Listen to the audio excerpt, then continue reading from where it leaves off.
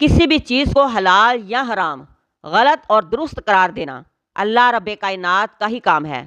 دنیا کے لیڈر اور بادشاہ دنیا تو بنانے کا دعویٰ کر ہی نہیں سکتے، کیونکہ حق اور سچ کا انہیں بھی پتہ ہوتا ہے، خواہ وہ مانے یا نہ مانے، لیکن یہ دعویٰ ضرور کرتے ہیں کہ اختیارات ہمارے پاس ہیں، ہم جو چاہیں کریں، جس چیز کو چاہیں غلط قرار دے دیں اور جس چیز کو چاہیں درست قرار دے دیں۔